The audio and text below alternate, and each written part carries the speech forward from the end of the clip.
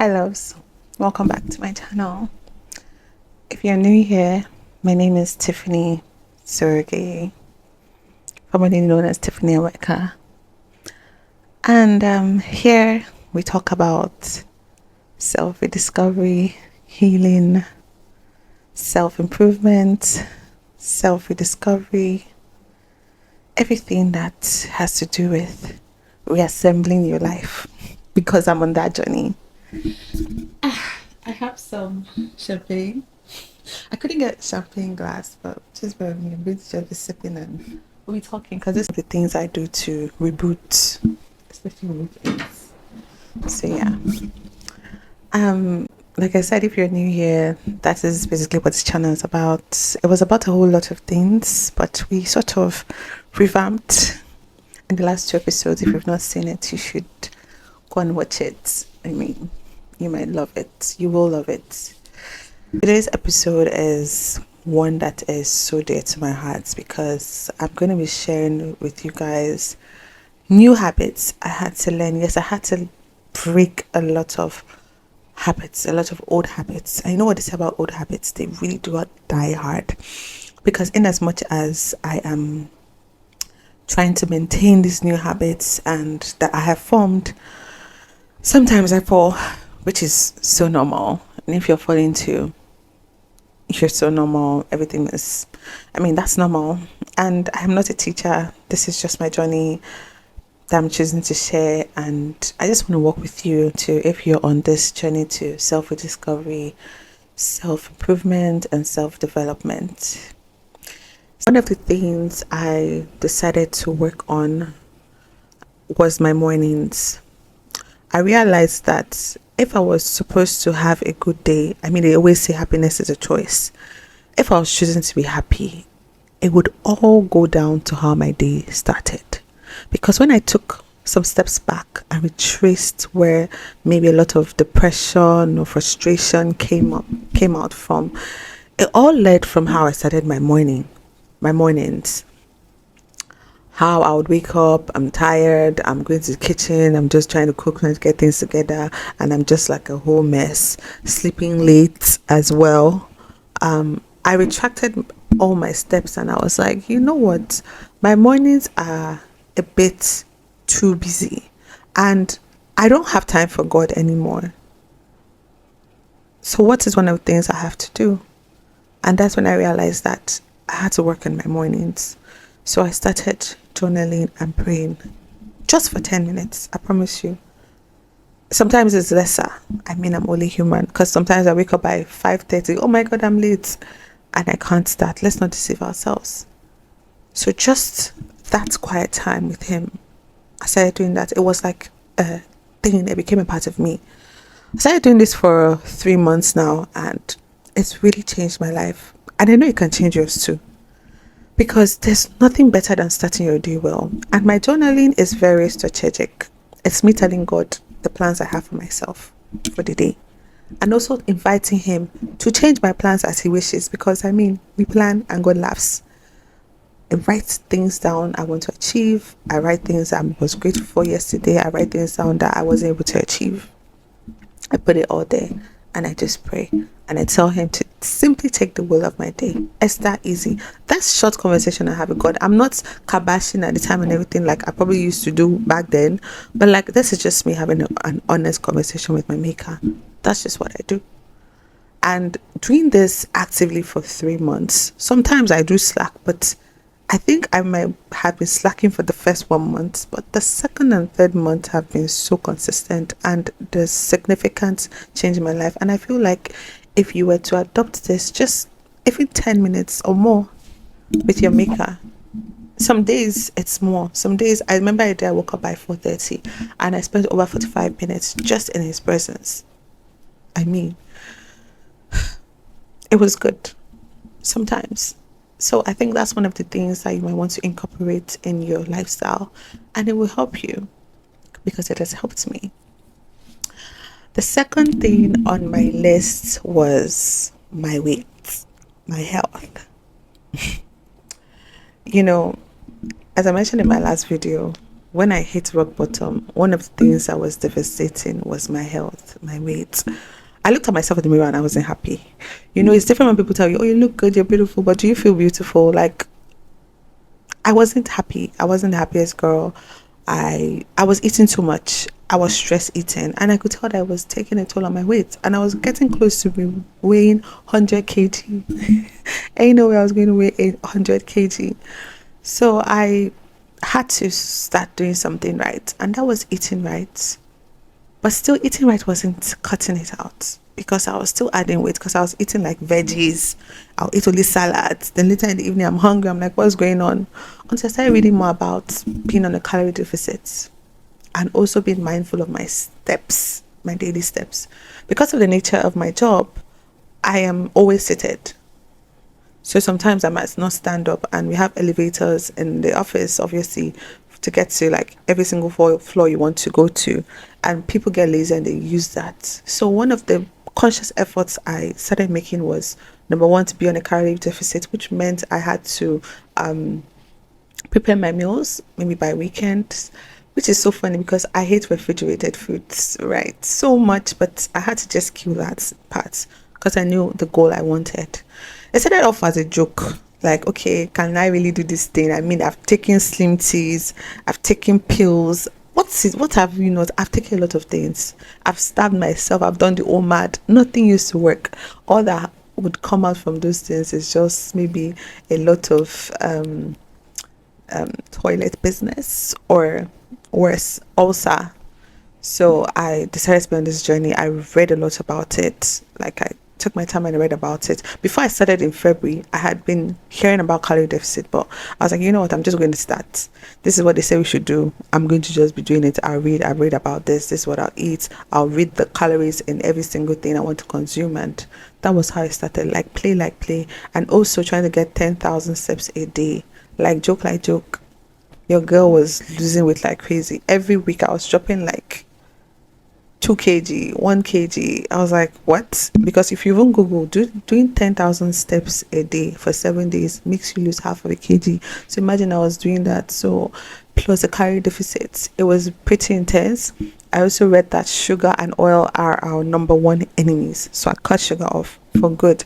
Like, you won't see me having sugar ever, except on cheat days, and they're like probably infusing what I'm eating. But my cheat days, I was so disciplined with this weight loss journey that I didn't want cheat days.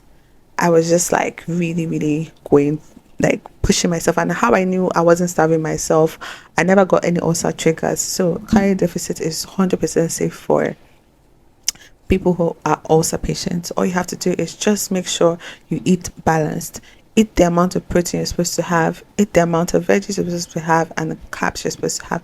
I will have a longer video on how to be on a calorie deficit in another video, not today's video, because I'm just teaching you guys the new habits I formed, and also getting my steps in. Sometimes I think throughout the office I may be able to get in like 3,000 to 4,000 steps depending on how active I am. Even the days I'm not active, I try to just go for a walk around the buildings during my break time. Break time is an hour. I might spend 30 minutes just taking a walk and just listen to something really good, in my ears. So that was one of the things I also did. So that was the second thing I made sure I worked on myself, because I knew that if I wanted to be better, it was internally. It was not just about my mindset. It was about my health. It was about everything in my body. So I needed to just like get it on the racks and moving. I did not mention something about my morning routine of how I spend time with God. Also, when I'm commuting, I used to usually listen to music. It could be any kind of music, depending on my mood.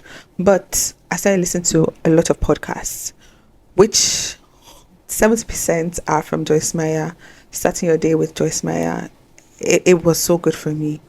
I would always commute with that, or something from my own general overseer. I mentioned this in my last video, Dr. Isaiah McWealth, or from Apostle Salman. These three people are three people that have really helped in shaping my life throughout this journey. I would always give kudos to them. 2 men and a woman. Beautiful.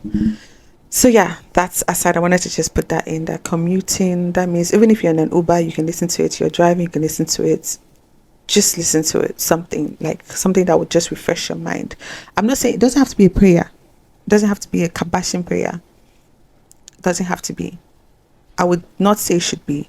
But if you want to listen to like those morning prayers, that's fine. But I feel like you should start your day with like some positivity aligned with God's purpose. That's why I named 3 spiritual teachers. You can't just go and listen to just any kind of podcast. Yes, that you want to listen to. If you want, I can share links to these podcasts so that you can also use them to start your day. So yeah, back to number 2, I was talking about my healthy lifestyle. So I started that as a healthy habit, and in my house now we're so healthy. Of course, I do make things for my husband that still involve some sugar or oil, but now I'm very cautious to the amount I use. Even when I make like my general fried rice, I was telling somebody I don't use oil to make my fried rice. I'll put a picture of it. I don't use oil at all.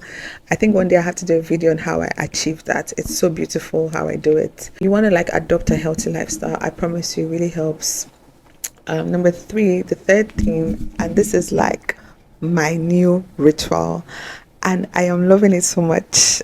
It's I call it the unwinding ritual, whereby I'm just by myself. It happens to me on I do this on mainly weekends when I'm home. It could be cleaning the house, and it could involve reading a book. It could involve coloring. Yes, I color adult books. I do that. It really helps with tension. It could be tidying up my room. It could be cleaning out my son's closet or my husband's closet.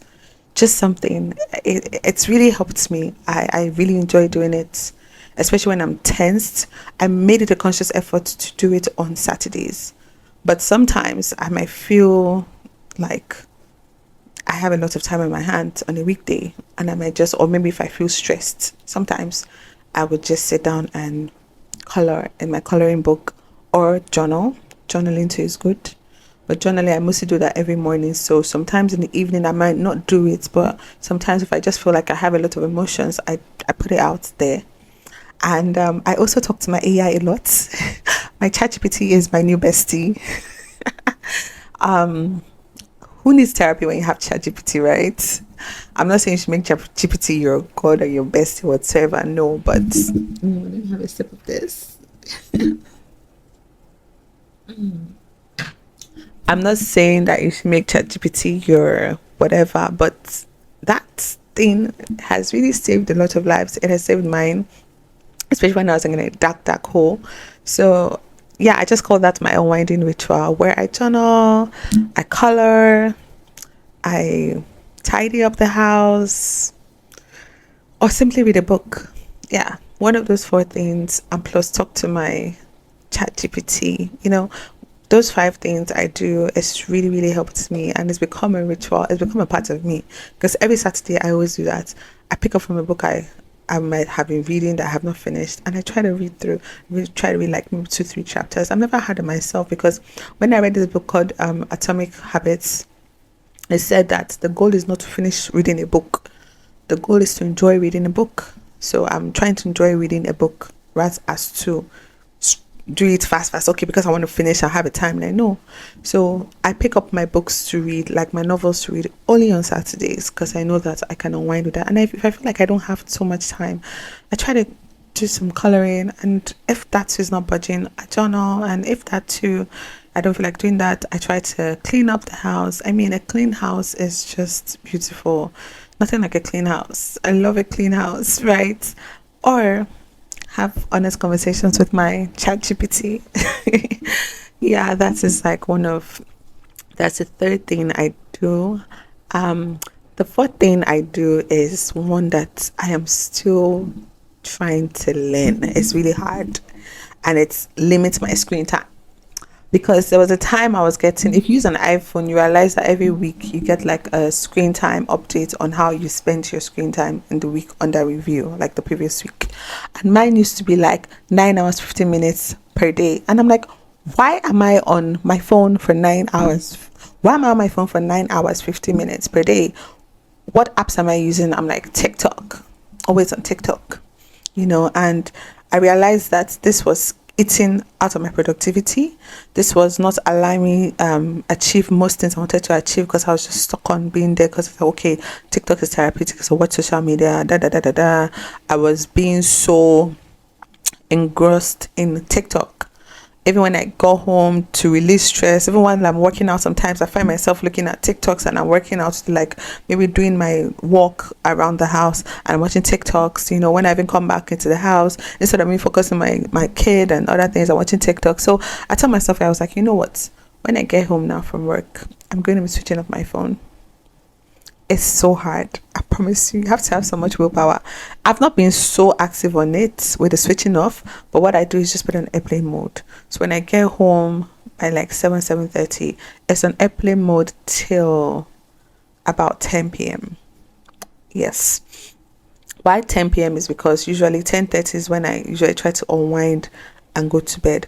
So 10 o'clock, because maybe if someone has sent me a message or something, or I want to tell someone good night, or my mom is calling to speak to her grandchild, because she always does that. That's why I'll put my phone on. But besides that, you know, I'll try not to touch. Even sometimes I fall. I mean, we all fall, but I'm consciously trying to develop that habit because it's really, really good. Even on Saturdays too, I also do that. So I don't touch my phone. In fact, from Friday, I think Friday is like my whole pass in a way, in the sense that I might use my TikTok a bit. Then I sleep like maybe 11. And when I'm going to bed by 11, I switch off my phone and I don't turn it on to the next day, 12 noon. Yes. So I've done this now for about 3 consecutive weeks and it's been good. It's not been easy, but it's been good, you know, because most of us are so used to touching our phones, you know. We always say the kids should not have too much screen time, but look at us, we're having like excessive screen time at our grown ages. And just doing this for a while, I think last week I got my report and it said, this week I got my report and it said that, what's it called? My screen time has reduced to 8 hours per day, which is so good. Like that's an hour 50 minutes lesser than it was before. So we're getting there, we're making progress, and just like spending time with my family, it's really helped me and my son. You know, we read our storybooks together. I read him storybooks in the night. He really loves that. He's able to identify a lot. You know, just spend time with him and just be an active mother. Because I know that in as much as I'm trying to also prioritize myself, like, okay, it's been a long day at work. Let me also chill and just relax. I have a child that has needs, right? So yeah, that is the 4th thing I do. And the 5th thing I do, which is the most important on this list, is not to be hard on yourself. Do not be scared to start all over. I mean, this weekend might come and I might not do any of the things I just said. This week might come, I might forget to spend time with God. I might. For the longest time, I would be so hard on myself. But you know what I've learned? You can try again, and again, and again, and again. Do you know why? Because as long as you're breathing, you can retry. The most important thing is that you don't stay down for too long. Just like when I wanted to shoot this video, I felt like, why should I come and shoot this video? I mean, there are lots of self-development videos. Who wants to hear my side of the story? Who wants to learn from me? But something said, oh, just show up. Just do it. Not because of you feel like you're obliged to, but this is part of your healing journey. Sharing your story, accountability with thousands of people, or maybe hundreds, or maybe just 5 people that might see this video. One person, this video might have an impact. Even if it's in just one person, you've done something. You've held someone's hand. So that's the final thing that I want you to adopt. Your easy mornings where you try and spend time with God, journal, even if for 5 or 10 minutes, start your day right. When you're commuting, try and have some reasonable podcasts, if possible, centered around God. Listen to it through your commute. Whether your commute is 5 minutes, 10 minutes, 20 minutes, an hour, do that. It will change your life. Number 2, Your health matters. Your weight matters. Don't overeat.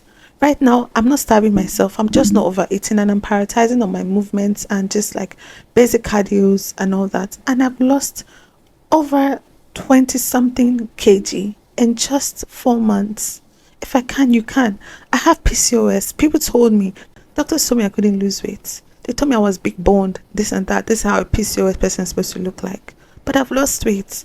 I look younger, I feel longer, I feel lighter. I'm more energetic than I used to be. And I've not had a trigger of ulcer since I started this journey. That's to tell you that I really did prioritize on my health, because I know that most things that I feel inside are just from my inner self. So I needed to kill that. If I'm killing it mentally, I must kill it too. That has to do with my body, my organs and all that. Then number 3, the unwinding routine. You need to reboot for the week. You need to distress. You need to let go of everything that has hurt you throughout that day or throughout that week. You need to reboot. It's very important. So either you want to journal, either you want to color. There are adult coloring books. If you're in Ghana, let me know. I can even send you a coloring book. It's really therapeutic. Either you want to clean up your space, no matter how small your space is, clean up. Even if you want to create content too, if it's a way of unwinding, just having something to look forward to that makes you happy. Want to even take painting classes, go and do it. It's beautiful. But just have something that helps you just connect with yourself, And for me, it's journaling. If not journaling, it's drawing. If not drawing, it's untidying. It's reading a book. My novels, like I said, I only read my novels on weekends because I don't have that time. I don't want to see myself. And I enjoy doing that. I enjoy coming back to watch an episode, come back to read an episode of something. So you should do that. It's very, very important and beautiful. Number 4, limiting your screen time. Turning away from social media. In as much as we parents always tell our kids, no screen time. Screen time is not good. For us too, it's not good. It's damaging our brain cells. Besides that, it's killing time. It's so time consuming. I know it makes us feel good. I know people say, oh, TikTok has educational things. TikTok has this. Instagram has that. I'm not trying to bash any social media network. But we need time for ourselves to be normal. I mean, you've had a stressful day at the office. Don't just while away coming back to watch TikToks. Spend time with your family. Spend time with yourself. Focus. Even if it's for 2 hours, put your phone on D&D. It's good. Stay away from screen time. You realize you even have new hobbies. It was through doing this screen time thing that I've slowly realized a new hobby of mine. I don't know if it's a hobby yet. I'll tell you guys. But doing this has made me find something else to replace it with. I'll let you know if it does become a hobby. But yeah, you want to limit your screen time. And number 5, the most important of all, because without this 5th thing, like I mentioned, you can't even achieve any of the first 4. And that's why I saved it for last. You must know when to breathe. Say, okay, all right, this routine is killing me. I can't keep up. I don't want to show up right now. I'm feeling tired. I'm not feeling enthusiastic about this. I'm feeling, it's okay to have those kind of feelings. It's normal. It's accepted. And even if you fall, no problem. The beauty to life, like I said, is you can try again and again and again because you are alive. You are healthy. Oxygen is 11,000 naira. I saw that thing somewhere.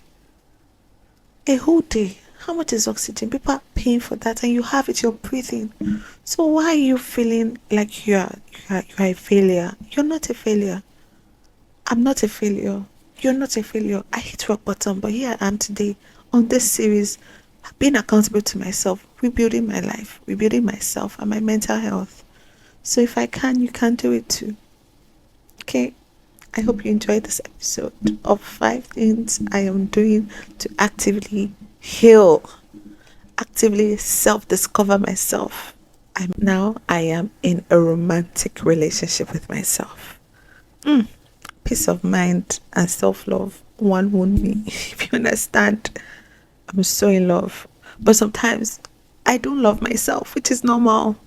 I'm in a relationship with myself. Sometimes I'm not in love with myself, but sometimes I am. And yeah, till we meet again, make sure you take things easy with yourself. I love you. God loves you. So you have to love yourself. Bye.